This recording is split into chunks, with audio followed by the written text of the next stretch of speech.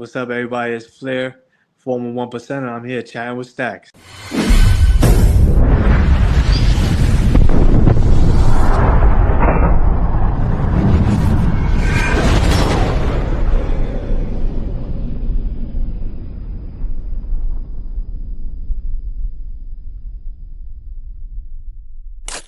Welcome to this episode of Chatting with Staxx. I'm your host, Bill Staxx, and today I got Flair, 1%. There wasn't many young people. A lot of the guys were older guys. You guys are mingling with other clubs at this point, right? Yes. Like going to different events and things like that? Yep. Is there any drama popping off with any other clubs? I mean, it depends on what you would consider drama. Any fights? There was situations, not really any fights between clubs. Like situations, a couple of confrontations between somebody from our club and people from other clubs. And then what? Things. So there would be like one person have a problem, and then you guys have to have a discussion about it. Yeah, and then it'll be like, and then it'll go to the higher ups, and then we gotta have sit downs. And like, for example, like when I came back to the Bronx, the Bronx charter had an issue with another club, and one of the first things I did when I came back to the Bronx was go to that clubhouse and talk to those guys and be like, look, I'm in the Bronx now, so we always had a good relationship, so what's gonna happen? And we sat down and we spoke and we And there's quite a few clubs. There's Bronx. So many clubs in the Bronx. So like many. Tons. Probably 30, right? Maybe even more than that. That's wild that there's that many clubs. Because there's a lot of 99 clubs in the Bronx. A lot of 99 clubs in the Bronx. I mean, 1% clubs.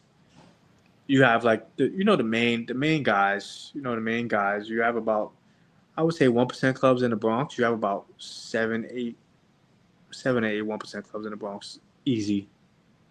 Now with the Ching A Lings, do you have to earn your diamond?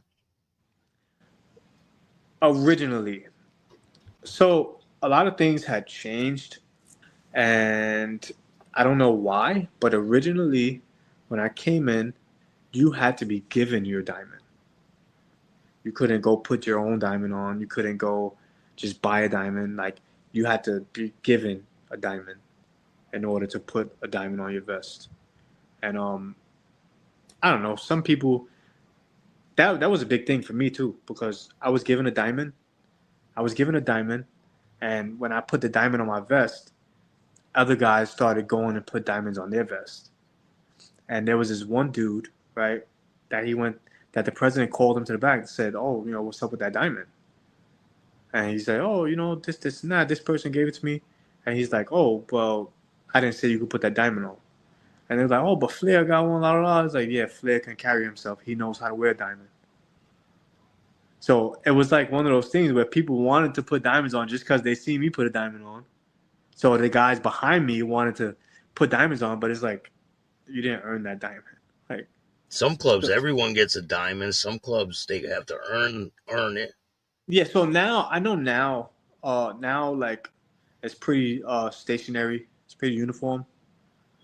Because they have just one diamond and it's pretty uniform. I think if you go, I'm not even gonna say that. I'm not even gonna say that you can, because I'm not sure. When I was there, you couldn't just buy a diamond and put it on. You had to earn it. Do you think it should be uniform, or do you think you should have to earn the diamond? I think you should earn a diamond. I don't think a diamond should be given, and I also don't think that everybody should wear a diamond. Just because you're in a 1% club doesn't. I don't feel like that should give you the right to wear a diamond. So what does it mean to be a 1%er to you? A 1%er? A 1%er to me is just an outlaw who rides a bike. That's all a 1%er is. I take more pride in being an outlaw than a 1%er. I'm an outlaw. Always been. Always will be. The 1%er thing is cool, but I'm an outlaw first. I wasn't always on a motorcycle. The media tries to portray clubs as these gangs and criminal enterprises. What do you say to that description of the clubs? Don't judge a book by its cover, man. Like, man, I'll tell you straight up. Outlaws, one percenters, outlaw clubs do more charity work than anybody. We do more for the community than anybody. We take care of the community. And that's how it always has been. So, I mean, I don't see how they can portray such a picture. I mean, I can see why Sons of Anarchy just fucked everything up. But And there's bad apples in any absolutely. organization. There's bad apples. When someone commits a crime and is part of a church, they don't call the church a criminal enterprise, right? Exactly. How long after you get your VP spot does this accident happen to you? Almost a year. Any situations in between that time and the accident? Any crazy situations that happened to you? Nah, man. Honestly, like when I got back to the Bronx charter, like, you know, I came back with a lot of respect, man, and I had a good rapport with a lot of guys in the Bronx, a lot of different clubs, a lot of different, you know, motorcycle club, auto clubs, you know, so like you name it, like a lot of people knew who Flair was, and I was cool. I was a cool dude, you know. I was cool with mostly everybody. So I feel like when I came back to the Bronx, it kind of brought a little more respect back to the Bronx. You know, like more like we're not really gonna with those guys because you know the old guys aren't there anymore. It's, you know, the good guys. Like, so there weren't really any situations. I told you I had a couple of sit downs here and there, but nothing major. What about the police? Did the police harass you guys a lot? Yeah, absolutely. They loved us. I don't know why. Would there be surveillance and all that on you guys? Dude, I came to the clubhouse one time. There was a cop car parked right in front of the clubhouse on the sidewalk. And then another cop car parked across the street on the sidewalk. There'll be times. There was this one time I was in the clubhouse. I came out the clubhouse to go to the store. There's a cop standing right next to the door with his foot on the wall, just posted up on the wall next to the door. Like they used to love us, man. They used to love being around us. Would they pull you over a lot and things like that? Yeah. And what, search you guys, asking you all kind of everything. You name it. They just love to harass us. A lot of club members tell me the same thing, that there's always cops harassing them. They loved it. And you know, the Ching A Lings, you know, it's been around for a long time, so the name is known, you know. So the cops see the vest and they see the colors, they see the font, you know, they just want to start something. I kid you not. I'm not kidding. I was a Ching A Ling for not even 2 weeks. Not even 2 weeks, I swear. I was walking to the store with another Ching A Ling, and a DT car, a detective car, pulls up, and they're driving next to us, and they're like, "How's that new Road Glide?" I had just bought a new Road Glide. The day after I became a Ching A Ling, I got a Road Glide. I didn't have this bike for 2 weeks yet, and the undercover's like, "How's that new Road Glide?" So he knew. He's seen you something. Been following you. Yeah, and I'll tell you, I wasn't even 2 weeks in the club yet. I was like, "Damn, this is how I was gonna be." Oh man, it was tough. Welcome to the world of outlaw motorcycle clubs. Yeah, for real, man. Now, the night that this accident happens, it was nighttime, right? Like late at night. Yeah, it was like, I believe it was like 3 a.m, something like that. So how did your day go? Can you walk me through it? I could walk you through what I remember of it. Yeah. So, I had court that day. It was my last day of court. I accepted a plea deal that day. To go to prison? No, to get probation over prison. So I took my plea deal that day. I got my probation. I checked into probation. and checking into probation was the last thing I remember. So then, That's the last what thing I you're drinking, right? Like, remember. I'm not in Yeah, prison. yeah. I start drinking. And I guess I go, I go home. I change and stuff. I go out with a few of the guys that night. We go out to a couple of bars, and we're drinking, we're bar hopping, and yeah, I don't know any of that. I don't remember any of that part. So when you wake up, what's it like when you wake up? And are you like, where am I? Are you like,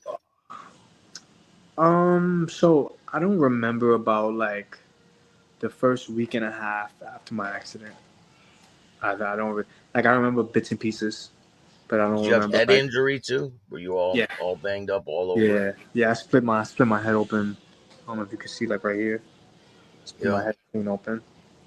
Um. So yeah, I was labeled TBI, which is traumatic brain injury. So I don't remember about like the first week and a half, and then like when I did come to like my senses, when I did start to realize what was going on, I couldn't talk. I had a tube in my throat. Oh, and your I had a trach. tube in my Yeah, I had a trach, so I couldn't talk. I couldn't speak. I wasn't able to move my hands. I wasn't really able to move my arms too much.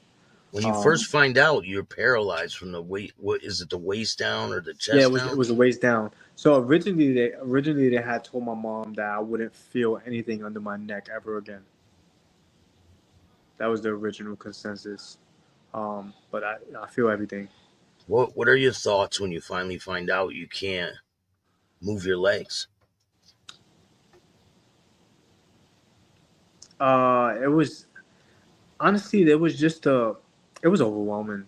It was super overwhelming. And for me, like I was thinking like I'm gonna be back on my feet. I'm gonna be back on my feet. And then you start talking to doctors and shit, and you find out that it's not that simple. They have a lot of different things now that they're having breakthroughs with things, you know? Yeah, stem cells and all types of different. Yeah, it's awesome. Yeah. Technology's crazy. So now, can you feel your feet? Yeah, I feel everything. I feel everything. So there's definitely improvement, right? Absolutely. Yeah, absolutely. Now, did you sever your spinal cord? Incompletely. It wasn't complete. It was an incomplete break. What kind of support did you get after this accident? Uh, I didn't get much support from the club. I'll tell you that much. Uh, No. it's heartbreaking that the guys that I thought would be there, to the end, they weren't. Hi. It was more my family. My family was there. My mom came from Florida. She came to New York, and she was, just by my bedside every day, bro. Like, and when she came to New York, she stopped everybody from visiting me. She stopped all visitations because I couldn't speak. Whenever people would come and I would see them, I would get super overwhelmed. And she's seen it happen, and she cut everything off. Yeah, because the meters start going crazy, right? Do, do, do. Yeah, it was bad. I was in a space, man. Did you still have your cut? Were you wearing Uh, it when the I accident was happened? I was wearing it You, when the accident happened. so what So happened to it? I have no idea what happened to my cut. I have no idea, but I do know that I was with three other members. So I mean, I would hope they got it, and if they didn't get it, then shame on them. Now, have you spoken to the club, and what's your status in the club now? I'm out. I'm out. Not out bad. Um, I'm out by choice. Um, and I speak to. I can count on one hand how many guys I speak to from the club. So you haven't talked to like the president and really had a conversation about your membership or anything? My membership was never in question. Um, I told them when I was in the hospital, I said I'm done. And it was just more about me understanding that I needed to focus on myself, and I said I'm done, and I also knew that I wasn't ever gonna get back on a motorcycle. I mean, the president, he came to see me a couple times in the hospital. He came to see me a couple times in the hospital, but that's about it. Uh, no phone calls, nothing. Um, anybody? I mean, like I said, the handful of guys, man. My best friend is still Ching A Lings, you know. Still my dude, my right hand man, But I don't, I don't take it. I don't take it anyway, bro. I don't look at it anyway. I'm not offended. I'm happy. Wow, So things. how long has it been since this accident happened? Uh, it's about to make 2 years in August. It happened August 4th, 2023. Damn. Yeah, man. It's a wild story, man. And what's in store for the future for you?